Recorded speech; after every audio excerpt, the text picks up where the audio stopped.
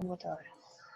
Vamos a dar inicio a nuestro octavo webinar en la mañana de hoy, titulado Monetización de la Creatividad e Innovación. Nuestro moderador de la mañana va a ser nuestro director Luis Alberto Rusián, quien es miembro de la Junta Directiva de la Cámara y también representa a la empresa AFIEX, que es la empresa de servicios. Así que Luis, aquí te dejo, como quien dice, el mando. Gracias a los que han Oye, estado acá, los que se inscribieron, y bueno, las reglas del juego, por así decirle, es que pueden colocar en el chat las preguntas y respuestas para responderlas al final, y pueden identificarse también a través del chat para saber quiénes están conectados y qué empresas representan. Luis, estás al mando. bueno, muchísimas gracias, Anareli. Primero que nada, agradecer a todos los que nos están acompañando la mañana de hoy, por atender nuestra invitación.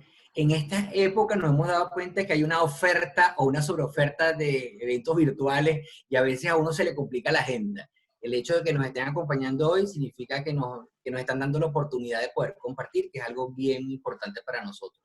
Quiero agradecer a la Junta Directiva por también darme esta oportunidad, este espacio, y recordarle a todos entonces que para facilitar el funcionamiento de la actividad, deberíamos tener todas las cámaras y los micrófonos apagados para no generar interrupciones y por otra parte para facilitar que funcione nuestro robusto sistema de internet, ¿no? Porque a veces tenemos problemas de conectividad. Eso sería uno de los elementos que llamaría yo la atención. Luego, como decía Narelis, podemos hacer preguntas que al final del proceso o al final de la intervención de nuestros invitados de honor de hoy, vamos a entonces a poder hacer, vamos a tener un espacio para hacer eso. Yo en principio lo que diría es que hasta ahora en la Cámara, que ha sido muy activa durante estos días de cuarentena, hemos hecho varios talleres de webinars.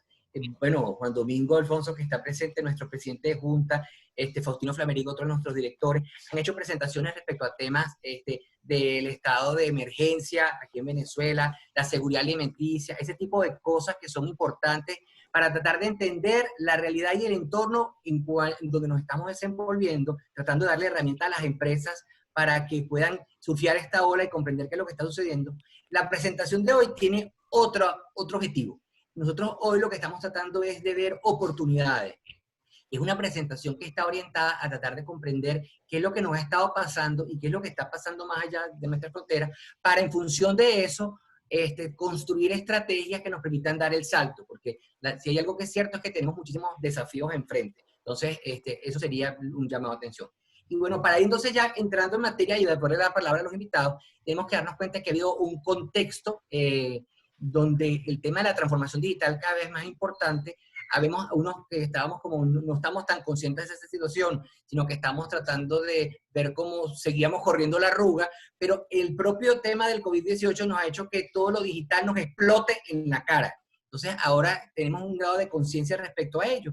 Y nos estamos dando cuenta, entonces, cuando le ponemos la lupa, es que así como en los años 80, 90 y la primera década de los 2000, el tema del comercio internacional de bienes creció. En la última década ha habido un desaceleramiento y ha sido el tema de los servicios, el componente servicios, el que más ha crecido. Y el componente servicios que está vinculado al tema de la parte moderna, del uso de tecnología y el uso de la digitalización. Entonces, por eso es que se ha hablado de economía del conocimiento, economía digital, y en esa economía del conocimiento, el conocimiento en sí mismo es uno de los elementos más importantes. Y para que eso funcione, es que tiene un sistema legal que lo proteja. Bueno, vamos a tener a Ricardo Alberto y a Ricardo Enrique para que la mañana de hoy nos hablen un poco de todos estos elementos y nos permitan plantearnos cómo poder aprovechar y cómo monetizar esos elementos. Yo entonces una breve presentación. Ricardo Alberto Antequera es abogado de la UCAP, es especialista en propiedad intelectual de la Universidad de los Andes, es socio director de la firma Antequera Paril y Rodríguez, tiene más de 25 años de experiencia en materia de propiedad intelectual, también temas de publicidad y entretenimiento. Y bueno, es asesor y desarrollador de estrategias para todo lo que tiene que ver con transacciones y litigios empresariales, ¿verdad? Nos acompaña su hermano, que gracias a la tecnología nos está acompañando desde bien lejos, pero está cerquita con nosotros, Ricardo Enrique, que es especialista en propiedad intelectual, también es socio de la firma, ¿verdad? Estudió también en la Universidad McGill y Concordia, ambas en Montreal y en Canadá, una universidad en New Hampshire, y bueno, también es especialista. En este momento es profesor invitado de la UCAP, de la UCAD, de la UCB, de la UNIMED y bueno, de cualquier universidad de esta de prestigio. Entiendo que también están trabajando algo con la Monte Ávila para abordar el tema de la propiedad intelectual. Dicho esto, creo que quedamos en manos de dos monstruos de la propiedad intelectual que van a desarrollar una presentación a dos voces o a cuatro manos, como lo queramos ver, y bueno, yo espero poder servir de moderador en este encuentro. Muchísimas gracias a todos. Ricardo Alberto, ¿estará por ahí o...? Pero bueno. Ya estoy. Okay, perdón, disculpe. Qué bueno. Disculpe, muy buenos días a todos. Muchísimas gracias a Cabecol, a su junta directiva, a Luis Alberto, a Narelis por coordinar todo esto y darnos la oportunidad de compartir unos minutos con ustedes, a todas las personas que han manifestado interés y que han tenido la posibilidad de acompañarnos la mañana de hoy para conversar de un tema que, como bien decía Luis Alberto, trata de abordar lo que nos está pasando o lo que nos viene pasando como país desde hace muchísimo tiempo y también mucho antes de que esta pandemia nos agarrara. Por circunstancias de la tecnología y decisiones que no tomamos mi hermano y yo, pues tenemos el mismo nombre, pero esto significa un valor agregado para ustedes, porque si a alguno de los dos le falla la conectividad, especialmente a mí que estoy en Caracas, pues hay otro Ricardo Antequera que va a estar disponible para seguir llevando este barco a buen destino en la mañana de hoy. Así que vamos a ir arrancando con un tema que debiera estar en la agenda de todo el mundo, pero que no necesariamente lo está. Venezuela es un país que se la pasa en momentos de reorganización, relanzamiento, replanteamiento, y la economía así va. O sea, tenemos que entender que en algún momento entrará el país dentro de la agenda global, donde lo digital, el conocimiento y la innovación formará parte de una política de Estado y de unas iniciativas privadas que aborden esta nueva economía de la que todos esperamos ser parte. Yo siempre arranco estas conversaciones, y me disculpan quienes han estado antes o me han visto antes con este mismo circulito, porque aquí, más allá de esa realidad que nos tiró un portazo hace algunas semanas, ya meses, podemos entender qué nos pasa en esta cotidianidad acelerada en la que estamos desde nuestras casas, de los espacios donde podemos compartir profesionalmente o en la intimidad de nuestra familia. 60 segundos que son relevantes porque hay 3 elementos que yo les pido que vayan teniendo como parte de las notas o de los entregables que nos gustaría se llevasen en la mañana de hoy. Aquí pasan durante 60 segundos datos, nuestra data, nuestra historia, nuestra vida va circulando allí, que forma parte de la agenda global, todo lo que tiene que ver con protección de datos, con privacidad. Después hay tecnología, por supuesto, que es lo que permite que estas cosas ocurran. Esto no llega de gratis. Este crecimiento de la conectividad, este acercamiento de las personas, la globalización y la integración son fruto de iniciativas que vienen impulsadas desde lo público en interacción con lo privado y que al final del día van desarrollando tecnologías que mejoran nuestra calidad de vida. Y por último, y no menos importante, es que todo lo que pasa en esa interacción permanente y diaria que tenemos es relevante para la propiedad intelectual porque hay contenido que está circulando. Hay videos personales, hay películas hay fotografías, hay documentos, y todo eso en mayor o menor medida, dependiendo de lo que pueda ser una planificación estratégica a nivel de corporaciones, es relevante para la propiedad intelectual. Como bien decía, citando a un economista jefe del Banco Mundial, se trata aquí de ir conversando sobre maneras de replantearnos lo que venimos haciendo, tratando de encontrarle un hilo diferenciador, una manera distinta de hacer las cosas sin necesidad de replantearnos todo. O sea, tendemos a creer, el ser humano tiende a pensar que cada vez que ocurre un hito en la historia hay que tumbarlo todo y hay que empezarlo desde cero. Y resulta que no necesariamente. Hay que encontrar ese factor diferenciador que nos permita dentro de las estructuras, y ahí viene la creatividad y la innovación, cómo mejorar lo que venimos haciendo desde hace mucho tiempo o cómo ajustar o cambiar frente a las circunstancias que se nos van presentando. Perdón por este minuto para quienes, especialmente para quienes sean los que son abogados, pero para quienes no lo son o no están tan familiarizados con la propiedad intelectual, imagínense que la propiedad intelectual es una gran bolsa, un gran saco que lo definimos como un espacio donde coinciden una cantidad de bienes inmateriales, es decir, la música no se carga en el bolsillo, lo que se carga en el bolsillo es el dispositivo que almacena la música o la computadora donde está la música. Las invenciones pasan del conocimiento o del saber, del pensar, se materializan en una solución técnica, y esos bienes inmateriales, intangibles, creo que está corriendo la presentación, Ya ahora sí está, ya otra vez. está, ya está. Ok, listo. Tienen notas en cuanto a que buscan ser originales y por eso son relevantes para el derecho de autor, distintivos, ahí será relevante la parte de marcas de producto de servicio, o novedosos, que tienen una inclinación directa hacia todo lo que tiene que ver con innovación, con invenciones y con diseño, y que buscan además otorgarle al empresario una cosa que todos queremos desesperadamente y que la propiedad intelectual ocurre de una manera legal. Esto es, nos dan derechos exclusivos y excluyentes. Aquel que es titular del derecho sobre una invención, sobre una marca, o si una obra es protegida por el derecho de autor, tiene la facultad exclusiva de explotar o autorizar a otros que utilicen su creación, su innovación o su marca bajo consentimiento expreso. Por supuesto, como sabemos todos los que son abogados, ningún derecho es absoluto, tiene limitaciones, pero hay un monopolio con límites reconocido por el Estado. Entonces, importante siempre, porque dentro de este relanzamiento que nos vemos donde Venezuela va con retraso en su agenda, pues por supuesto que queremos o vamos a querer generar cosas intangibles que podamos llamar nuestros, para generar a partir de allí fortalezas competitivas. Entonces, pues, ¿de qué hablamos? Ya lo decía antes, hablamos de marcas, de invenciones, de diseños industriales, de videojuegos, de aplicaciones que hacen parte de nuestra vida cotidiana a partir de nuestros dispositivos inteligentes, el contenido audiovisual que compartimos con intensidad diariamente y que hoy en día se ha convertido en miles de horas de entretenimiento que se comparten a nivel global, el saber hacer cosas o el know-how. Entonces, vayan imaginándose, por favor, cada uno de ustedes cómo impacta estos bienes dentro de su operación.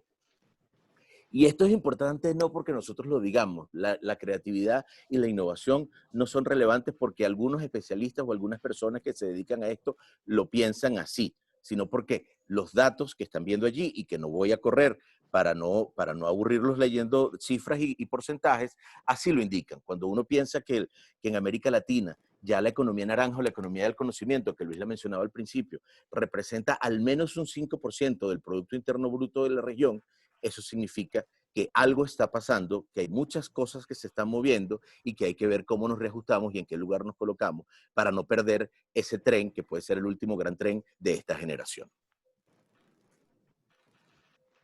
Bueno, y esto adelante. ¿Sigue esto ahí? No, por favor, perdón. No, al final de cuentas, la empresa moderna o el proceso de la empresa moderna necesariamente involucra procesos de innovación y creatividad constante, que inician con la identificación de una oportunidad de negocios, con una eventualidad, oportunidad en el mercado, y necesitan conceptualizar esa idea de cómo satisfacer al consumidor, luego su desarrollo hasta su puesta en práctica, su evaluación, para luego poner ese producto o ese servicio a disposición del consumidor de tal manera de poder satisfacer esa necesidad y poder generar negocios para la empresa. Así que la empresa moderna necesariamente está constantemente en una revisión de sus procesos de innovación y desarrollo y creatividad. Entonces, el ingenio y el ingenio humano son las herramientas necesarias que emplea la empresa moderna para identificar nuevamente necesidades en el mercado y luego las soluciones que puedan satisfacer esa necesidad en el mercado. Pero una vez que se pone en el mercado esa solución, el comportamiento natural del consumidor es premiar a ese primer producto que conoció. Yo siempre pongo un ejemplo, y no por casualidad está el iPhone allí, pero pensemos hace 20 años en el iPod. Y para nosotros fue el primer producto que conocimos de reproducción de música digital. Luego, la competencia tardará más o menos tiempo en acomodarse y poder adaptarse y poder ofrecer un producto similar o un producto que cumpla con las mismas características. Así, meses después del lanzamiento del iPod, Samsung, LG, los grandes gigantes o los grandes competidores, Sony, lanzaron sus propios reproductores de música digital. Sin embargo, el consumidor premió con su preferencia ese primer producto que nos acostumbramos a consumir, a su tecnología, a su marca, a todos esos aspectos de propiedad intelectual.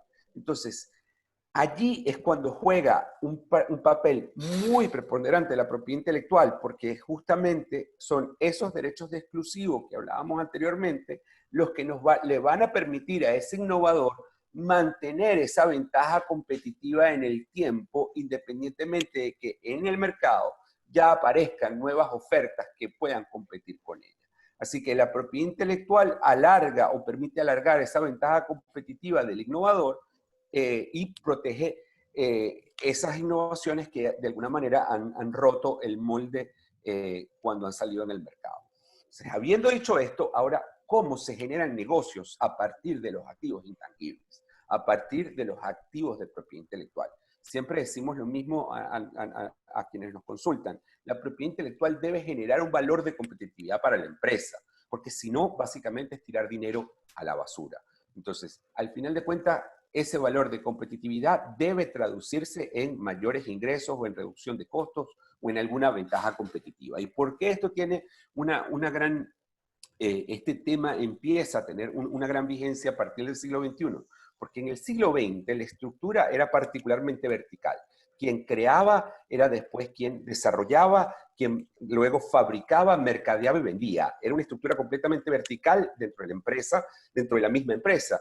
Ese paradigma o esa estructura se ha roto en el siglo XXI y hoy cada uno de estos elementos son desarrollados en gran medida por empresas aparte. Pensemos en el caso de Amazon, por ejemplo. Aunque más recientemente ha entrado con su nueva marca, Amazon no manufacturaba, no desarrollaba, no innovaba, simplemente era, y resulta que es hoy quizás uno de los intangibles más poderosos del mundo. Entonces, al final de cuentas, todas estas etapas de ese proceso productivo o ese proceso de comercialización de bienes y servicios ha sido separado.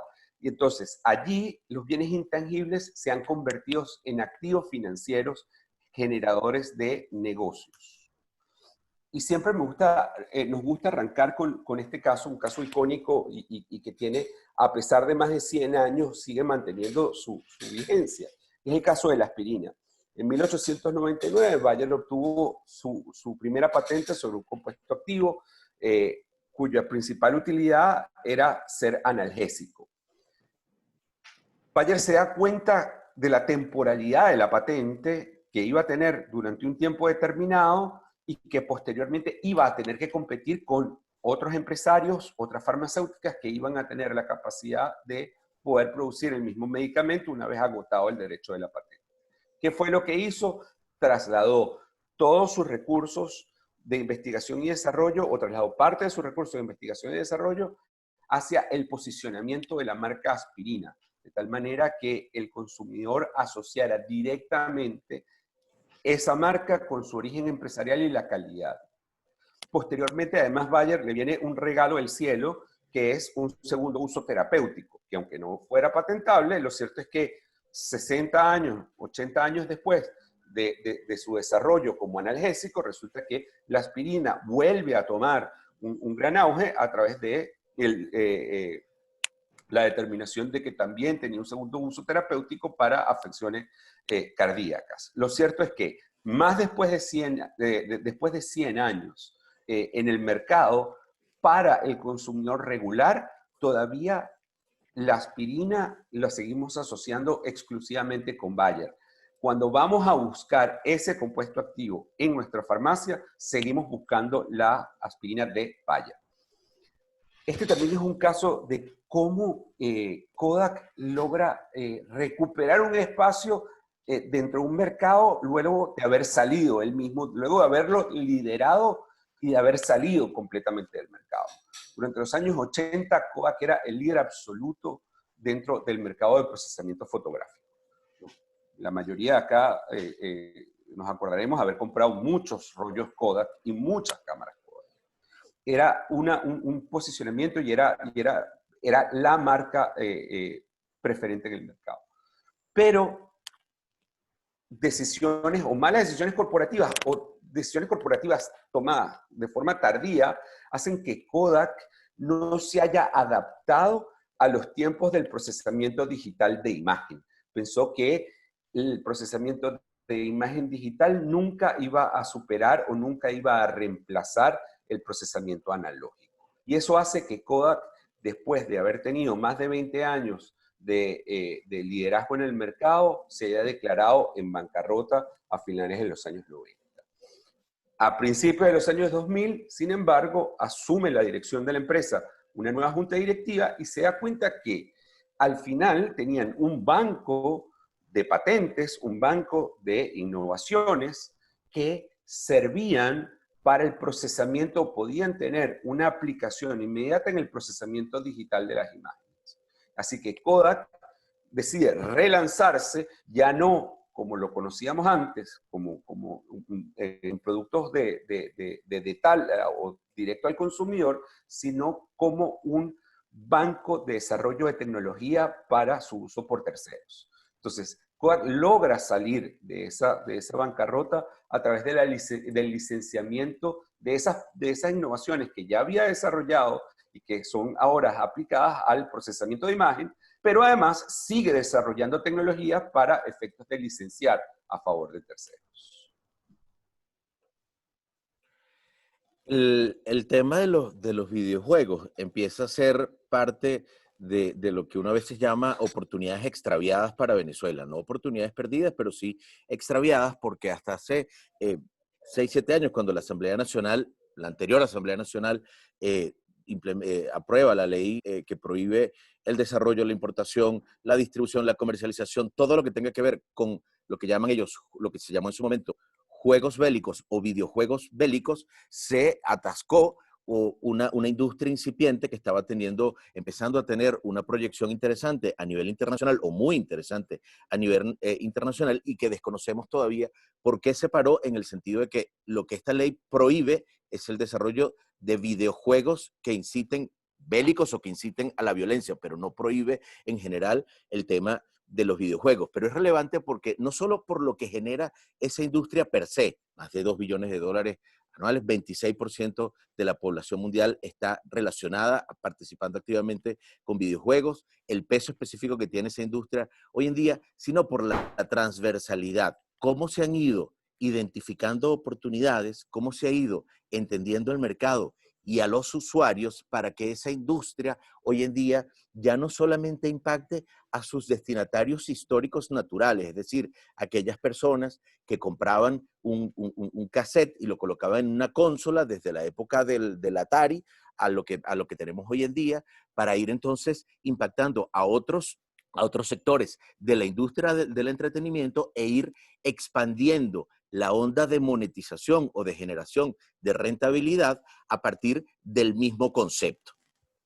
Un ejemplo muy natural de la monetización en la industria de los videojuegos es lo que tiene que ver con el licenciamiento. Como les decía antes, cuando los que jugábamos Pac-Man nos vamos hacia atrás o Space Invaders, no nos íbamos a imaginar que 40 años después o 30 años después, ese videojuego iba a convertirse en algo que se licenciaba para prendas de vestir, que iba a ser objeto de superproducciones en la industria de Hollywood, porque Hollywood entendió que ese concepto que se estaba desarrollando en los videojuegos formaba parte de un guión muy interesante, de una historia muy rica en lo que era la concepción de esa plataforma de entretenimiento, y que era posible entonces exportar esa historia y convertirla en una película. Entonces, hoy en día, productoras como Rovio, por buena parte de sus ingresos empiezan a ser por negocios adicionales a aquellos que generó su actividad comercial inicial a través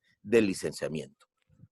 Y después, entonces, en eso de entender qué es lo que está pasando y cómo el mercado va respondiendo o va necesitando cosas, pues esta industria es un ejemplo de cómo debemos ir evolucionando para entender lo que el mercado solicita. Primero, el cambio en el modelo de negocio.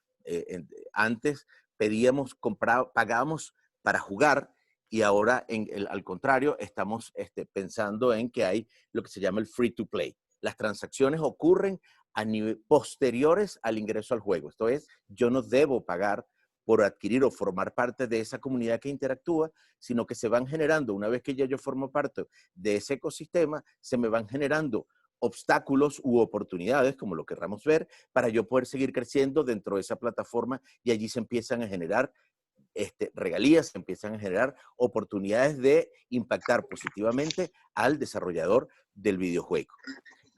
Como otra nota de entender lo que va pasando es no saturar el mercado con contenidos, con número de títulos que al final limiten las posibilidades de la gente, porque hay un costo asociado muchas veces, sino que se busca agotar, perdón, porque creo que estoy recibiendo un poquito de eco, voy a apagar mi video, se busca agotar la oportunidad a través de darle a ese contenido que ha probado ser exitoso la posibilidad de que vaya ocupando distintos espacios dentro de las plataformas del entretenimiento.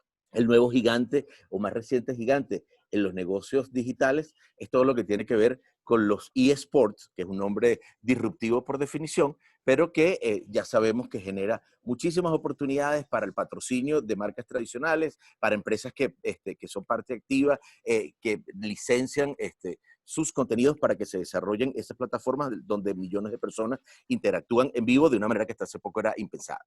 Netflix no es casualidad, o por qué se explica que el liderazgo de algunas empresas vaya, perdón, creo que No, sigue. Bueno. Sí, adelanta la lámina de Netflix. Creo que quedaron un par de cosas ahí que compartir con League of Legends, Ricardo Alberto. Si quieres, termínalas tú, porque a mí se me retrasó aquí la... Ok, básicamente el League of Legends es un caso que es un paradigma dentro del desarrollo de los videojuegos. Como decía Ricardo Alberto, fue el primero que te permite entrar a ese ecosistema sin necesidad de pagar. El negocio está en esas microtransacciones que se generan adentro, pero además han escuchado al consumidor, así un producto, han hecho creer fielmente a sus consumidores que ellos participan en el desarrollo y que son escuchados en el desarrollo. Entonces, cada nueva versión contiene cambios a partir de lo que han sido sus consumidores o lo que son los comentarios de sus consumidores. Pero además ha dado estos ecosistemas han dado cabida a nuevos negocios, porque League of Legends entendió lo que al final de cuentas ocurría en la vida real, que es que al ser humano le gusta destacar, le gusta ser distinto. Entonces, esas microtransacciones que te ofrece dentro del juego no son para ganar, son para ser único dentro del juego. O sea, para darte un disfraz o darte un personaje distinto. Pero para poder llegar a eso, tú tienes que pasar o consumir muchas horas de juego.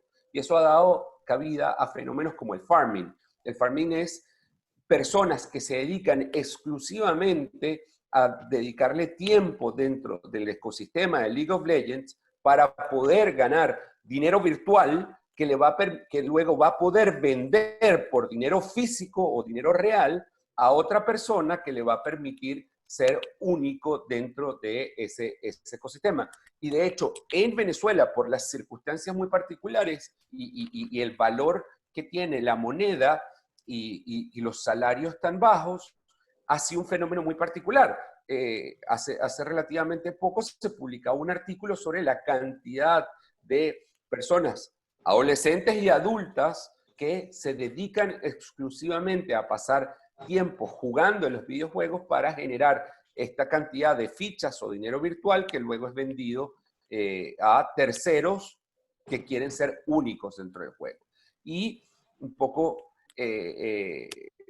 hacia dónde vamos es que los gigantes de la tecnología como Amazon tienen un fenómeno hoy llamado Twitch, donde básicamente se transmite streaming en vivo, donde la gente paga por ver a un tercero jugando el videojuego y genera millones y millones de dólares. Pero Apple también está compitiendo acá, así que todos los gigantes tecnológicos quieren un pedazo de esta torta de los videojuegos. Aquí sí... ¿Me permiten hacer un inciso? Un momentico, sí, claro. Porque me parece bien interesante todo. Entonces, para los que estamos fuera y que no estamos tan involucrados con esto, hasta ahora nos han planteado que existe un sistema que nos permite proteger el conocimiento y que este conocimiento puede generar unas ventajas competitivas a los empresarios, a los innovadores, porque les extienden el tiempo unas ventajas de exclusividad.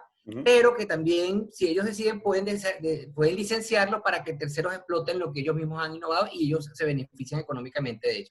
Pero ha llegado al punto en que ha generado nuevos modelos de negocio, ha cambiado la manera de producir, es decir, por lo que veíamos hace rato, ¿no? Que puede ser que no hay que tener una integración vertical, sino que puede haber distintas unidades de negocio que produzcan varias cosas o que participen dentro de una proceso de cadena de valor.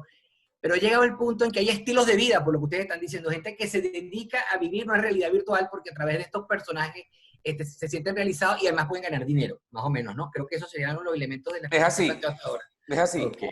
es así. Interesante, muy interesante. Ya se convierte en un ecosistema que, aunque virtual, participas de forma real y vives de él. Vives de él, exactamente. Oye, interesante. Sí.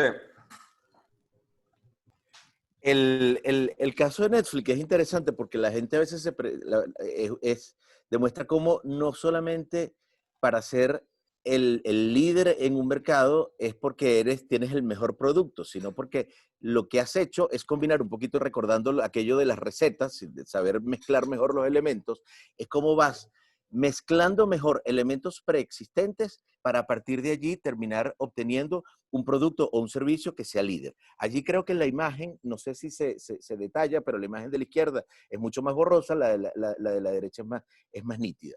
Y Netflix lo que ha venido haciendo es potenciar una cantidad de herramientas vinculadas o no a la propiedad intelectual con estrategias de mercadeo inteligentes. ¿Qué hizo primero? La globalización.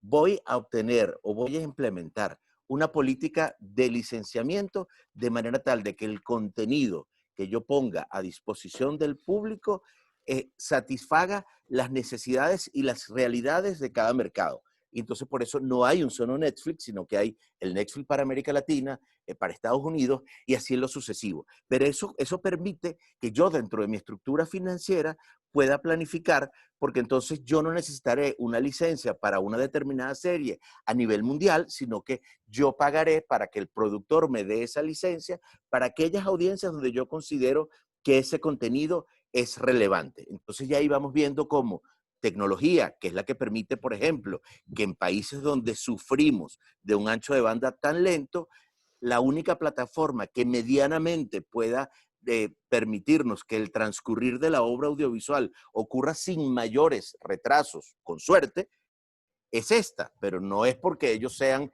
mejor, más inteligentes que los demás competidores, sino porque han invertido en tecnología que les permite entonces comprimir esos archivos de manera tal que la descarga ocurra de la forma menos traumática. Entonces, esa fue la estrategia de impacto inicial, pero esa estrategia ha venido evolucionando para seguir entendiendo qué es lo que quiere o cuáles son las barreras o las oportunidades que ofrece cada mercado. ¿Qué hicieron, por ejemplo, entendiendo América Latina? Se dieron cuenta que un porcentaje importante de sus usuarios disfrutaba de estos contenidos no a partir de la gran pantalla en la casa, en la sala, sino que había mucho uso a partir o descargas a partir de dispositivos individuales. Entonces tenían un problema. ¿Cómo hago yo para adaptar esos formatos de manera tal de que se desplieguen esos contenidos desde esas plataformas donde mis clientes están teniendo acceso a mi oferta? Y ahí, por ejemplo, lanzan en el 2017 una tecnología que la llamaron el Dynamic Optimizer, que es precisamente esto, permitir que ese gran contenido pesado, porque son miles de datos que se están descargando, puedan hacerlo de la manera menos traumática posible, sin afectar la experiencia de disfrute del usuario, porque el nivel de pixelado se intenta que sea, pues, el de más alta resolución posible, con un tiempo de descarga relativamente bajo, y así vuelvo yo al relanzar, a repotenciar mi herramienta ante el ingreso de nuevos competidores como Apple TV, como Amazon Prime, pero yo sigo entonces como que adelante de. Bueno, y hace relativamente poco hablábamos de que en el siglo XXI los activos de propiedad intelectual se convirtieron en activos financieros. Y uno de los principales problemas del emprendimiento justamente son los flujos de caja. Todos los que han emprendido con un nuevo servicio, un nuevo producto en el mercado, sienten que están tapando huecos constantemente y que siempre necesitan aumentar su flujo de caja para poder hacer crecer su negocio. Bueno, justamente tienen algo que es muy valioso, que puede ser garantía, puede ser utilizado garantía o colateral de una operación financiera, una operación de préstamo, y muchas veces no se sabe. Es muy famoso el caso de Edison, que puso en garantía su patente sobre la bombilla eléctrica para fundar la compañía General Electric. Entonces, en Venezuela además tenemos un marco legal que lo permite. Tenemos una ley de prendas de prestamiento de posesión y hipoteca mobiliaria que permite utilizar activos intangibles como colateral, como garantías para obtener financiamiento de los bancos. Y esto ya ocurrió. A principios de los años 2000, entre Banesco y Digitel, hubo una operación financiera que le permitió inyectar liquidez a Digitel para hacer crecer su operación, y justamente la garantía fueron las marcas, y sin embargo le permitió seguir operando a Digitel mientras duraba la operación o mientras cumplía con su obligación de préstamo. Hay políticas de Estado, como en Malasia y Singapur, que se han entendido la importancia de este banking en propiedad intelectual y han creado políticas de Estado. De hecho, son fondos que de alguna manera garantizan cierta parte, le garantizan a los bancos cierta parte del préstamo en caso de incumplimiento de quien haya solicitado el préstamo, poniendo en garantía activos de propiedad intelectual. Un caso paradigmático sobre una integración vertical, esto es, la adquisición o la fusión con una empresa que potencie mi línea de negocios ya existente, fue el año 2006 entre Google y YouTube. El año 2006 Google compra YouTube por una cifra que hoy nos parece ridícula, que en su momento fue gigante, pero viendo las nuevas fusiones de adquisiciones en tecnología o cómo está operando el mercado, 1.6 billones de dólares, pues resultaba en aquel momento pues muchísimo dinero. ¿Qué fue lo que cambió YouTube y qué entendió Google a partir de la operación de YouTube? Entendió que el tráfico es el rey dentro de la monetización de contenidos en el Internet. El contenido es generado para generar tráfico, ese tráfico va a generar publicidad y esa publicidad va a generar monetización. Entonces, como siempre le explico, sobre todo a los más jóvenes, cuando tú no pagas, no es que no pagas. Si tú no pagas, es que tú eres el producto. Entonces, YouTube es ese modelo. Tú eres el producto. ¿Okay? Te están dando acceso a una cantidad de información y en contraprestación tú estás dando algo muchísimo más valioso hoy en día, que son tus datos personales. Hay mucha gente que habla que los datos personales es el nuevo petróleo. ¿Okay? Y pareciera que hacia allá está yendo el mundo. Entonces, este es un ejemplo clásico de una integración vertical. Google ya vivía de la publicidad y con la adquisición de YouTube lo que hace es potenciar esa operación de publicidad o venta de publicidad en Internet. El caso de iTunes y de Beats es un ejemplo perfecto de cómo detrás de lo evidente no resulta lo que en realidad hay detrás del interés de dos empresas cuando hacen un negocio. Parecía que cuando Apple compra Beats estaba dándole un mensaje a Sony, que estaba ingresando a la competencia por los dispositivos de audio, por los headphones. Y resulta que la historia detrás de esta adquisición o de esta operación fue otra, de potenciar un negocio para generar mayores herramientas de competitividad. Como mencionaba mi hermano antes, históricamente Apple había sido el líder en el negocio de descarga y de disfrute digital de contenidos de música. Pero en el tiempo, por razones que escapan a esta conversación de esta mañana, se fue quedando atrás. Surgió Spotify, surgió Pandora, vino el colapso también de las descargas ilegales, Napster, etcétera, y Apple se quedó rezagado como una plataforma aburrida, con un algoritmo que no se ajustaba realmente a lo que era la experiencia del usuario. Esto es, los resultados que me ofrecía la plataforma de música no estaban tan acompasados con lo que era mi experiencia de disfrute al momento de yo conectarme a la plataforma, cosa que sí estaban logrando plataformas como Spotify o Pandora. Entonces, ¿qué identificaron? Déjame ver dónde en el mercado hay gente que esté trabajando con un algoritmo al menos igual que el de mis competidores, a ver si yo me despierto o me reactivo dentro de ese retraso que te estoy llegando, y en vez de pasar años en investigación y desarrollo, doy ese salto cuántico y me pongo al menos a estar en igualdad de condiciones que mi competencia. Entonces, al final, ¿cuál fue el objeto de esa adquisición? Fundamentalmente, más allá de que a nivel de marketing y de branding también se siguió potenciando la marca Beats, lo que en realidad se adquirió fue un algoritmo que mejoraba ese proceso de interacción entre el usuario, el interesado por la música y la plataforma de preferencia. Entonces, de esa manera, en el año pasado se relanza todo aquello que se dio a conocer como iTunes y se renombró, se relanzó como lo que hoy conocemos de Apple Music, que es entonces un servicio integrado, enriquecido, robusto, que ya después vendrá los gustos del consumidor a ver si se sienten con cuál es la plataforma de preferencia, pero permitió a esta empresa poder colocarse nuevamente en el tope de la competencia. Bueno, al final de cuentas, hablábamos de integraciones verticales, donde potencias tu misma línea de negocio existente, integraciones horizontales, por ejemplo, cuando una empresa de productos adquiere una empresa de servicios, entonces ahora para potenciar su marca de producto, pero también identifica una oportunidad de mercado. Ocurrió hace poco con Intel, que compra una empresa de computación, empresa de cómputo o desarrollo para participar en el mercado 5G. Y también veíamos esas integraciones mixtas que hablábamos con iTunes y Beats Music y la marca Beats. Pero al final de cuentas, dentro de esos procesos de adquisición, fusión o integración, lo importante es que ese intangible tiene un valor. Pero lo más problemático resulta es cómo calculamos el valor de ese intangible.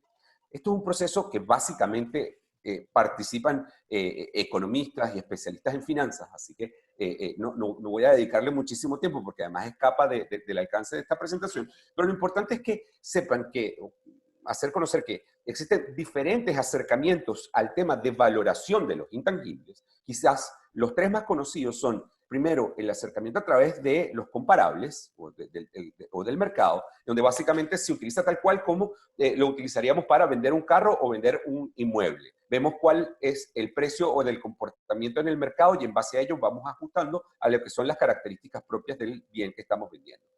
Es un poco complicado porque en cualquier caso la propiedad intelectual parte de que cada intangible es único, ¿okay? Pero lo cierto es que sí se puede tener acceso a esa información de mercado o, por ejemplo, tú puedes decir, si esta tecnología ya estaba licenciada por el 5% de regalías en las ganancias del licenciatario, pues es factible que cualquier posterior licenciamiento también represente el 5% de las ganancias del licenciatario. Otro acercamiento a este tema es ver cuál es el costo que le va a significar a un competidor o a la empresa que está adquiriendo esa tecnología en desarrollar su reemplazo. Entonces, ahí también van a depender mucho las figuras de propiedad intelectual, porque, por ejemplo, si es un programa de ordenador que estará protegido a través del sistema del derecho de autor, el costo tendrá que ser calcular cuánto me va a costar un equipo de desarrolladores para que genere un código fuente que permita hacer un programa nuevo que tenga la misma funcionalidad. Será distinto si el objeto de protección es justamente una patente de invención, porque será mucho más complejo poder replicar una solución similar. Y el acercamiento a través del ingreso es quizás el más común, pero también el más especulativo. Básicamente, lo que se trata es de identificar cuál es el diferencial económico que va a significar la adquisición de esa tecnología. Por ejemplo, el aumento del mercado, el aumento del segmento del mercado, el aumento de mi participación, o la reducción de costos. Y entonces, a partir de allí, asignarle un valor a esa tecnología que va a ser objeto de adquisición. Pero en cualquier caso, si usted bien sea que usted sea comprador o bien sea que vaya a ser comprado, lo cierto es que la propiedad intelectual y esa valorización tiene un papel fundamental. Nuestras recomendaciones, si usted va a ser comprado, lo importante, o está buscando que lo compren, ¿okay? Lo importante es desarrollar una robusta historia de propiedad intelectual, en donde pueda ser identificado cuál es el objeto de protección, cuál es la protección, En el caso, por ejemplo, si tienes una patente, ¿cuál es el alcance de las reivindicaciones de mi patente? ¿Cuáles son los derechos de propiedad intelectual que tienen mis competidores? De tal manera de poder enseñar a ese comprador cuál es el valor diferencial que va a estar siendo adquirido. Y en el caso del comprador, es realizar todas las auditorías posibles para saber efectivamente la robustez o las debilidades de la propiedad intelectual que se está comprando. De nada nos sirve comprar una tecnología con una patente que sabemos que luego, ante el primer juicio en corte, tenga grandes posibilidades de ser anuladas porque no cumplió con uno de los requisitos de patentabilidad en su oportunidad. Entonces, para el comprador es hacer la diligencia debida, hacer todas las auditorías, determinar en cuáles países se tienen esos derechos de propiedad intelectual. Luis, yo no sé cómo estamos de tiempo. Creo que tenemos como unos 3 minutos, Alberto. Sería Entonces, como bien que aceleramos en esta recta final, pero los puntos son importantes. Pero sí, bueno, perfecto. Vamos a ir muy rápido, Estamos porque una justos. conversación que se...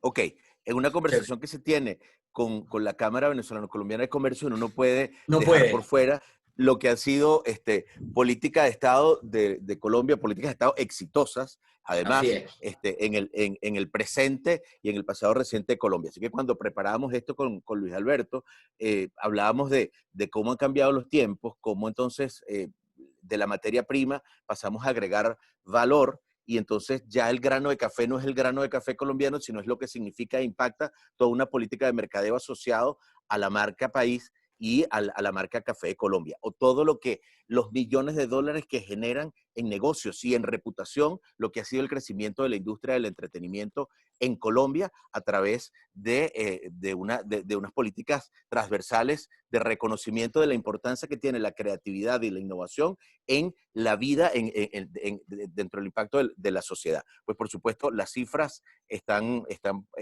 a la orden del día, todo el mundo coincide que Latinoamérica y el Caribe y el Banco Interamericano de Desarrollo ha sido líder en esta iniciativa. Es la economía digital, la economía del conocimiento, supone la gran oportunidad para la región de competir en igualdad de condiciones o con una brecha de competitividad muchísimo menor a la de las economías desarrolladas. Entonces, si bien es cierto, hoy no tendremos oportunidad de desarrollar lo que significa la economía del conocimiento, es importante que tengamos en consideración que todo esto que hemos estado hablando no está limitado a las grandes empresas, a pesar que hemos estado utilizando grandes marcas o ejemplos de grandes transacciones como referencia.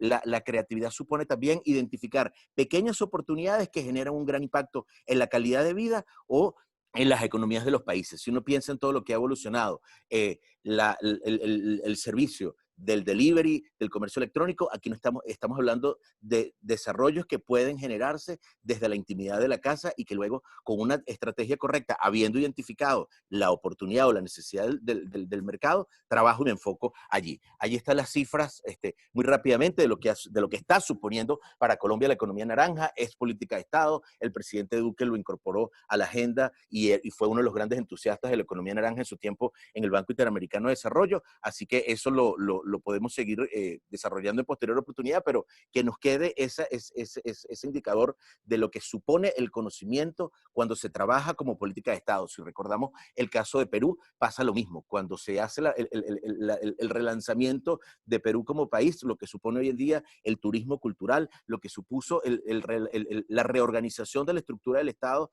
teniendo la propiedad intelectual, la propiedad, el derecho al consumidor y la libre competencia como banderas, lo que supuso la megaestructura del Indecopi y el impacto que ha tenido años después en el Perú, que es una economía que sigue siendo fortaleciéndose a partir de iniciativas o de fortalezas identificadas desde la creatividad. Entonces, cerrando ya, para darle la oportunidad de que ustedes puedan hacernos los comentarios y las preguntas que tengan a bien, pues esto solamente tendrá sentido si trabajamos pensando que eso que hacemos nos agrega valor y nos da herramientas de competitividad. Si no nos enfocamos solamente en la innovación, sino que la innovación es acompañada de políticas de mercadeo, de políticas financieras hábiles, inteligentes y dinámicas, estaremos afectando positivamente el valor de nuestra empresa y nuestra posición dentro del mercado.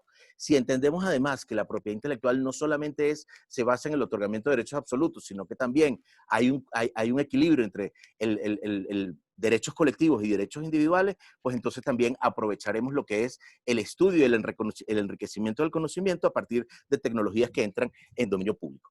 Sí, entendemos que hay que rescatar esa interacción entre el sector privado y el mundo académico, tendremos también mejores y mayores herramientas de competitividad.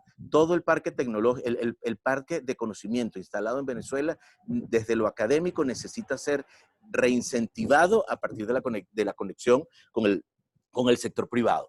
El tema de utilizar el activo intelectual como una herramienta de financiamiento, del dinamismo que da la aplicación de mecanismos y de ideas financieras para extender los beneficios asociados a ese activo, forma parte de políticas corporativas que deben estar en nuestra agenda. Y por supuesto, pues el tema del derecho exclusivo, que nos da también la posibilidad de aplicar correctivos en el mercado cuando ocurren distorsiones que están distanciadas de la legalidad o de la ética comercial. Así que con esto creo yo que vamos cerrando y lo dejamos a Luis Alberto que continúe con la dinámica. Muchísimas gracias.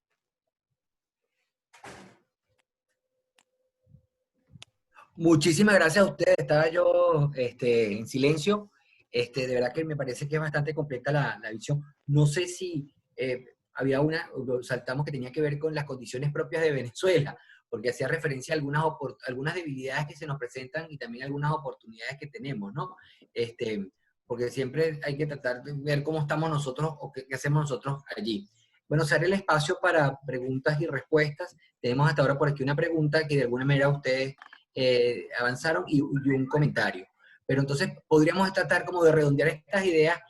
Es que la propiedad intelectual como tal, que los venezolanos lo vemos como muy etérea, algo que no es concreta, precisamente por la situación de nuestro sistema de protección de la propiedad intelectual, ¿verdad? Pero que más allá de nuestras fronteras es la base o la piedra angular para toda la protección del sistema de conocimiento. Y este conocimiento es lo que ha dado pie a todos los avances tecnológicos, a todos los sistemas listos para producir, a los nuevos modelos de comercialización o de mercadeo, todo lo que tiene que ver con lo digital. Es decir, tenemos el sistema de propiedad intelectual es importantísimo por lo que ustedes nos han dicho, es la base para poder desarrollar una plataforma del conocimiento moderno como existe en los demás países. Pero concretamente, por lo que nos están planteando hoy, es una manera de poder proteger lo que hemos inventado y promover nuestra creatividad. Al mismo tiempo también de licenciar y de crear nuevos modelos de negocio. Y en el caso concreto de Colombia, ya para el cierre, ustedes nos plantean, porque siempre lo que buscarían entonces es ver cómo vendo, cómo me fusiono, cómo hago para mantener esos niveles de competitividad. Pero en el caso de Colombia, que es la razón de ser de la Cámara es investigar y promover la relación, fortalecer la relación con Colombia, le han dado una prioridad al tema de la economía naranja, que es esto que tiene que ver con la creatividad. Entonces, cómo ellos precisamente han pasado de ser exportadores de commodity, como el café, o bueno, a lo mejor elementos que tradicionalmente es como el del textil o la confección, y ahora están más en el tema de la creatividad, la música, que además tiene la ventaja de la identificación del origen, es decir, identificas de quién lo crea y ayuda también a fortalecer la marca país. Son elementos que nosotros tendremos que en algún momento tomar muy en serio porque la tarea de reconstrucción propia, la nuestra, es muy fuerte y quizás los retos nuestros son superiores a los de otros países por la situación que nos encontramos. Voy entonces a leer de alguna manera las preguntas que me han llegado. Tenemos por una parte, ¿cómo se hace la valoración de la propiedad intelectual a efectos de su constitución en garantía? Fundamentalmente por el tema de los estados financieros. Esa sería una primera pregunta. Lo pregunta Jesús Patiño. Mira, Jesús, el problema es que en Venezuela tradicionalmente se ha empleado algo que se llamaba el valor histórico contable. El valor histórico contable no refleja en ningún caso la realidad económica de un intangible, porque básicamente se toman en cuenta elementos muy, muy sencillos como cuánto se ha invertido en publicidad y cuánto me ha costado en la obtención de la propiedad intelectual. Y eso no refleja para nada lo que vale ese intangible realmente en el mercado. Nuestra firma ha hecho unos procesos de valorización de empresas muy importantes en Venezuela, en donde ha dado como conclusión que hay marcas que valen por sí solas más que todos los elementos tangibles que tiene la empresa. Entonces, y esos esos valores pueden ser trasladados a los estados financieros. Existe cierta reticencia o ciertos problemas con algunos registros mercantiles de aceptar esas valorizaciones que se hacen, bien sea a través del uso de comparables, bien sea a través el método del costo o cualquier otro método que mezcle cualquiera de ellos, en aceptarlos, por ejemplo, en aporte de capital. Pero se ha logrado. O sea, lo importante es que se sepa que existen varios métodos distintos a ese valor histórico contable, que era lo que tradicionalmente se hacía en Venezuela, para valorar un intangible e ingresarlo dentro de los estados financieros con un valor que se acerque a su valor real dentro del mercado. Jan Aglade, creo que es el apellido, dice: gracias por esa presentación. Estamos sin lugar a dudas en un periodo de cambio mayor en lo que se refiere a la posibilidad para cada usuario en las redes sociales de asumir y defender la propiedad de su información. Es la base del modelo de negocio de una startup venezolana, Irihihami.com, que le da a cada miembro ese poder y al mismo tiempo la capacidad de monetizar la información que está publicando. Dispone además de un wallet que hace esa monetización. Me vengo esto acá. Es una monetización totalmente operativa e inmediata. ¿Cómo ve nuestro ponente ese tipo de iniciativas a favor del individuo adicionalmente a los ejemplos corporativos que nos ha presentado? Positiva. Bueno, absolutamente relevante el comentario. Primero, porque toca un tema extremadamente sensible al que nosotros del cual estamos siendo víctimas cotidianamente. Es decir, en Venezuela sí hay una política de privacidad que es irrespetar la privacidad y no proteger los datos. Desde cuando tenemos desde el poder central que se incorpora como una actividad cotidiana, utilizar sin autorización y sin consentimiento los datos, pues tenemos que entender que necesitamos en algún momento que desde el sector privado empecemos por reconocer que es un tema de agenda mundial, que necesitamos respetar derechos individuales, seguir empoderando al usuario, al individuo en autorizar o no la utilización de su data, de manera tal de que Venezuela pueda en algún momento reinsertarse dentro de la competitividad global o al menos regional. Y segundo, porque ciertamente es lo que veníamos refiriendo desde el principio, no se trata de asociar exclusivamente tecnología, creatividad e innovación con grandes corporaciones. Simplemente lo que hemos venido tratando es de utilizar casuística para tratar de trasladar esos ejemplos de éxito a la realidad del entorno venezolano. Cuando uno habla o cuando uno oye lo que fue la política de Corea del Sur con el tema de los videojuegos, que es política de Estado, igual que Colombia con la economía naranja o Perú, pero también ha habido movimientos acerca de la industria del entretenimiento en el cine, por ejemplo, en Nigeria, que ya se habla del mercado nigeriano como una fuerza emergente dentro del mundo audiovisual, y eso ha sido producto de la unión de esfuerzos e intereses desde lo privado, desde lo particular. No fue incentivada por el poder, por el gobierno, sino producto del encuentro de intereses desde lo individual. Entonces, la maravilla de la creatividad es que no está limitada, entendida en el año 2020. La innovación históricamente estaba vinculada con grandes corporaciones, con los laboratorios, con las farmacéuticas, que seguirán teniendo espacio y hoy más que nunca, como sabemos, dentro de las carreras por la generación de soluciones ante crisis individuales o colectivas. Pero también se le da la oportunidad entonces a los pequeños y a las pymes, a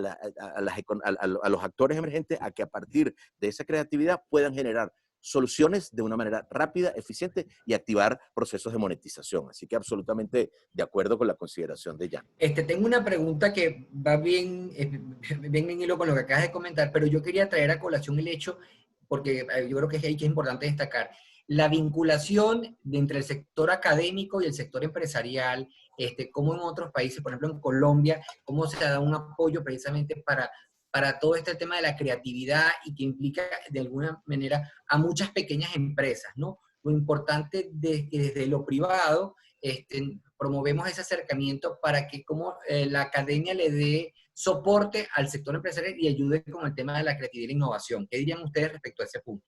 Mira, es una combinación perfecta. O sea, la universidad, la academia y el sector privado en aspectos de innovación es un maridaje natural. por muchísimos años, y creo que todavía lo sigue haciendo, el Centro de Investigación y Desarrollo de Gillette estaba en el Instituto de Tecnología de Massachusetts, en el MIT. ¿Y por qué digo que es un mariaje perfecto? Porque la academia necesita investigar, vive de investigar. Necesita, de hecho, los académicos suben dentro del escalafón académico a través de sus investigaciones. Pero por otro lado, la empresa moderna necesita, como lo conversamos, necesita innovar constantemente y reinventarse para ofrecer unas soluciones en el mercado. Entonces, muchas empresas no tienen la capacidad de tener 3, 4, 5, 6, 10 ingenieros, 5 químicos, 20 químicos dentro de su nómina para estar desarrollando tecnología constantemente. Pero sí tienen acceso a departamentos de investigación y desarrollo dentro de las universidades que pueden estar constantemente desarrollando tecnología para ellos. Entonces puede haber esa conjunción y compartir los ingresos de esos desarrollos tecnológicos. Pasó un caso icónico, fue el caso de la Universidad de Florida en Gainesville y el Gatorade. El Gatorade se llama Gatorade justamente porque la mascota de la Universidad de Florida son los Gators y fue desarrollada dentro de la universidad como una solución, una bebida isotónica para la deshidratación de los jugadores de fútbol americano que tienen un gran volumen y las altas temperaturas de Florida. Entonces, existe esa unión particular entre ese maridaje natural que debería ser la academia y el sector privado. Venezuela tiene el Parque Tecnológico de Sartenejas, que está particularmente estructurado y que puede buscar soluciones a muchos de los problemas que se enfrenta la empresa moderna en Venezuela. Está bien. Aquí tenemos una pregunta de Bárbara García, que está en hilo con lo anterior, que dice, ¿cómo se protege la propiedad intelectual en las redes sociales? Hoy en día, muchos negocios se crean en redes sociales, pero ¿qué pasa si el día de mañana esas redes sociales dejan de existir? La gente piensa que todo cambió a partir de las redes sociales y la verdad es que las redes sociales son una nueva plataforma o un nuevo hábitat, un hábitat distinto donde los individuos y las empresas interactúan, hacen negocios, comparten información que se hace mucho más intensa y ciertamente es mucho más dinámica que la interacción pasiva a la cual estábamos acostumbrados, pero no significa que es que estamos reescribiendo un libro, lo que estamos es agregando nuevas páginas a un libro que se continúa escribiendo.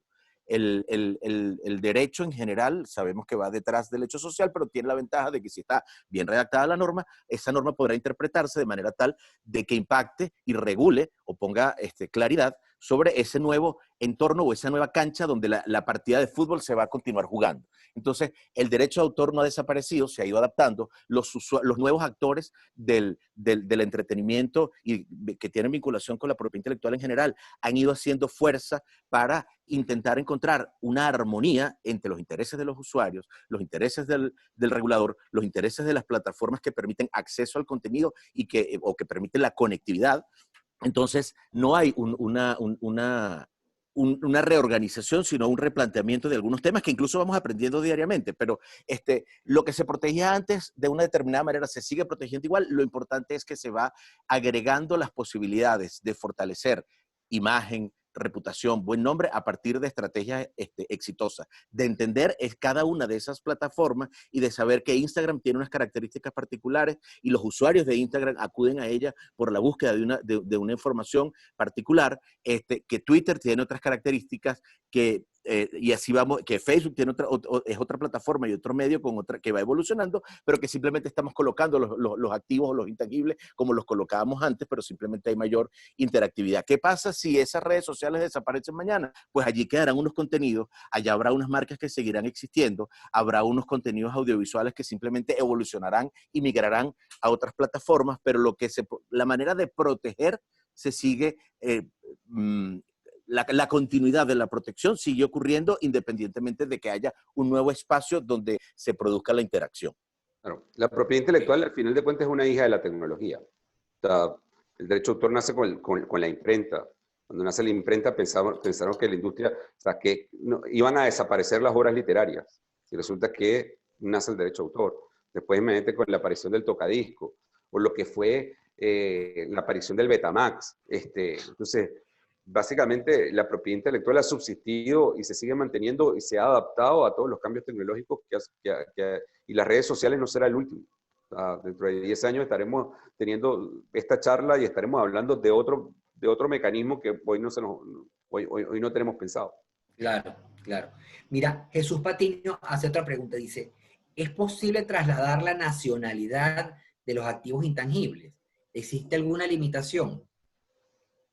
No entiendo mucho, o sea, Es algo así. Yo me básicamente, imagino que es un tema de cómo no tener, cómo no, que esos activos no estén vinculados a, por ejemplo, a la jurisdicción venezolana, sino que estén en otra jurisdicción. Es decir, sí, pienso yo, por el tema de no hay ningún inconveniente. O sea, al final de cuentas, en el caso, por ejemplo, vamos a poner, en el caso del derecho de autor, el autor puede disponer de esos derechos y ponerlos y cederlos a su mejor conveniencia a cualquier vehículo de cualquier nacionalidad. Igual pasa con los inventores, por ejemplo.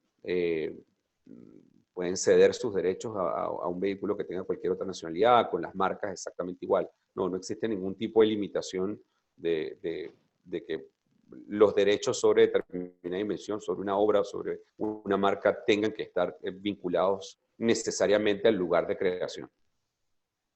Ok. Este, tenemos, bueno, una pregunta del doctor Gonzalo Capriles, que es presidente de la Junta Directiva de Cabecol y un gran amigo de la casa. ¿Qué cambios legislativos serían necesarios para que Venezuela pudiera desarrollar todo su potencial en estos campos? Wow, bueno, muchísimos saludos Algo al breve, tú doctor sabes. Capriles. Sí, no. Yo Pueden creo que ser 7 horas y media. para decirlo rápido,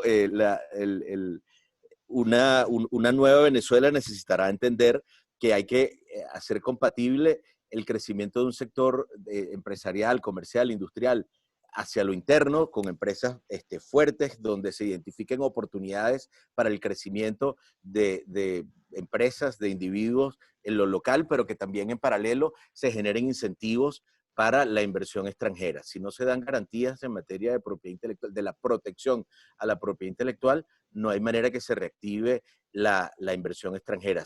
Pero por otro lado, si no se dan estímulos o incentivos para incentivar la competitividad hacia lo interno, tampoco podrá, o el financiamiento, por ejemplo, tampoco podrá haber una reactivación. Entonces, si yo tuviese que resumir, yo me quedaría rápidamente con el ejemplo peruano, que tomó en cuenta los intereses del consumidor, los temas de propiedad intelectual y las reglas claras para incentivar la libre competencia. In the copy. Institucionalidad, pues algo así. Mira, aquí Leonel Salazar hace referencia a que, bueno, en Venezuela hemos hecho algunas cosas, ¿no? Y hace referencia a la LOCTI, que fue un buen ejercicio o una aproximación a este tema de la investigación, la innovación entre el sector público y el académico, y también hace referencia a la UNIMUSIón, donde hace vinculación a la Universidad de los Andes, la ULA y la UCB. Sí, es que por muchos años, bueno, pensar de que está el INTEBER, ¿no? Era el Instituto de Investigación o la rama de investigación de PDVSA. El IBIC por muchos años desarrolló productos que luego fueron comercializados por la empresa privada. Hubo muchos casos durante los años 70 y los años 80, principalmente cuando las universidades además se nutrían de todos esos becarios fundayacuchos que regresaron al país y potenciaron la academia venezolana, ¿no? Entonces hubo muchísimos casos de esa vinculación universidad y sector privado. Lamentablemente, como creo que conversamos antes de iniciar esta conversación, el caso de la LOCTI en Venezuela es el típico ejemplo de cómo operar mal esos estímulos. O sea, es contemporáneo la aplicación de la LOCTI con la creación de Colciencias en Colombia. Hoy Colciencias ha disparado la presentación de solicitudes de patentes dentro de Colombia y en el sistema internacional, y en Venezuela los recursos establecidos o los mecanismos de la LOCTI nadie sabe a dónde fueron a parar, ¿no? Entonces, espera un poco complementando la respuesta de mi hermano a la pregunta del doctor Capriles. Mira, yo creo que no basta con temas legislativos. Se necesita de políticas de Estado. En el caso de Colombia, por ejemplo, existe el marco regulatorio de la denominación de origen y una fuerte protección a las denominaciones de origen, pero también está la identificación de las oportunidades de negocio. El año pasado, a finales del año pasado, acaban de otorgar una denominación de origen sobre un cangrejo negro, que es un cangrejo muy particular porque vive en la montaña, pero baja al agua a reproducirse, y otorgan esa protección de la denominación de origen de ese cangrejo y lo acompañan de políticas para generar ecoturismo, para ver ese fenómeno de las migraciones, pero además de turismo gastronómico. Entonces, nuevamente, son muchos los ejemplos, no basta con ese cambio legislativo, sino que debe haber políticas de Estado que lo fomenten y una industria privada que entienda que la propiedad intelectual y los bienes intangibles son elementos de competitividad. Por supuesto, porque hay que setar todo un sistema que permita generar un ecosistema después. Mira, ya tenemos que ir terminando y concreto, pero debemos cerrar más. Tienen varios comentarios de Ana de Lucas, Ana Crispino, María Corina González, excelente la presentación, nos pone en contexto, etcétera, etcétera. Pero tenemos al presidente de la Junta de Cabecol, Juan Domingo Alfonso, que plantea que si pueden dar un ejemplo de economía naranja en Colombia y cómo proteger los activos intangibles ante eventuales políticas de expropiación. Un ejemplo No, de Colombia, arranca tú y yo termino si quieres. No, el ejemplo de economía naranja, si quieres hablar del PES, de lo que fue el caso del PES,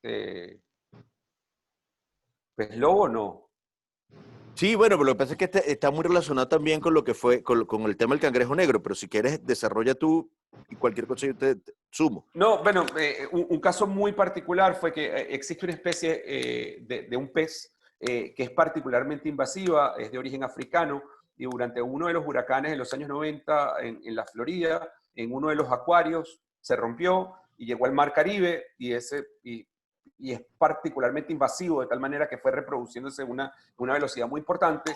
Ese pez llegó al Caribe mexicano, al Caribe colombiano, no tiene un depredador natural, y entonces estaba acabando literalmente con la pesca de ciertos sectores y de industrias que dependían de la pesca de ciertas especies. Entonces, básicamente el Estado colombiano, en conjunción con la industria privada, crearon toda una política para presentarle esta nueva especie, que no tenía un depredador natural, al mayor depredador del mundo, que es el ser humano. Dijeron, bueno, señores, aquí vamos a comer este pez. Entonces, se unieron el chef más importante de Colombia, que creó un recetario a partir de este pez. Empezaron a ponerse recetas en los menús de los grandes restaurantes en Colombia este pez. Inclusive en la Semana Santa, para entender de que esto se trata de un ecosistema que va más allá del Estado particulares, incluso la Iglesia, para el Viernes Santo, cuando animaba a sus fieles a no comer carnes, decían, coman pescado, pero especialmente coman el pez. Este pez, ¿okay? Entonces, eso es la conjunción de todos los factores que hacen vida dentro del Estado para atacar un problema y potenciar una solución. Está bien. Yo solamente agregaría ahí al doctor, a la pregunta, ¿cuánta gente conocía de la champeta antes de que Shakira hiciese el cierre del Super Bowl en el juego, en la última edición del Super Bowl? Claro. Bueno, allí hay un tema que podemos explorar entonces con más calmita, porque hay un tema de plataformas y de cerrar la reunión en cuanto a la protección para el tema de la expropiación que hace Juan Domingo, ¿no? Cómo se puede proteger la expropiación de los activos intangibles. Pero lo podemos hablar en bilaterales porque me están aquí presionando por un tema de plataforma tecnológica. De esta manera lo que me queda a mí, bueno, es agradecer a todos, de verdad, agradecer, por supuesto, que a nuestros invitados, a los Ricardos Antequera, Ricardo Alberto y Ricardo Enrique, por habernos acompañado en la mañana de hoy, agradecer a la Junta Directiva, a Juan Domingo Alfonso, y a Faustino, que nos han estado acompañando hasta el final, a Gonzalo, que ha estado acá con nosotros, muy especialmente al equipo técnico de Cabecol, a Narelis, a Rosy, que no se deja ver, pero que es la que hace que estas cosas salgan posibles, a John. Y quiero también agradecer a Laura Gómez, que es del equipo de Antequera, que ha hecho que esta coordinación haya fluido de manera natural, como que si fuéramos todos parte de una misma familia.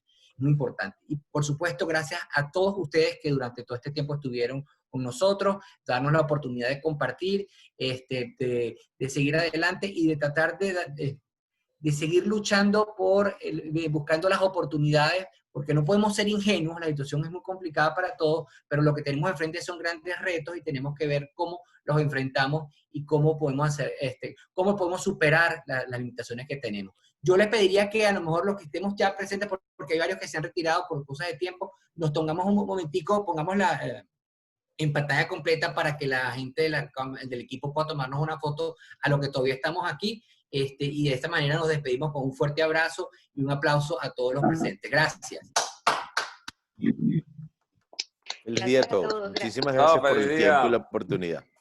Gracias, Luis. Gracias a los Ricardos. Y el llamado es al próximo viernes para que nos acompañen a nuestro webinar, donde vamos a hablar sobre cómo Hola a todos. afrontar las medidas sanitarias en el proceso de flexibilización de la cuarentena en Venezuela. Esto va a ser Veo que dictado tenemos por allí todavía, vemos que Ajá. todavía está Cecilia Castillo de Conindustria y también vemos, creo que es María Carolina Uzcategui de Consecomercio, es presidente de Consecomercio que nos está acompañando. Muchísimas gracias por estar con nosotros la mañana de hoy. Gracias, gracias. Nos Gracias, vemos en saludos una a todos. próxima Gracias. oportunidad. Gracias, Un Juan. abrazo, Faustino. Hasta Gracias, luego. Juan.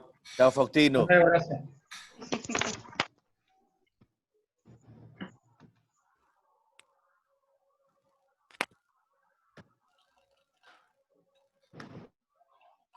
La presentación de los Ricardos y los Albertos. De verdad que muy contentos. Ricardo y los Alberto. Es así.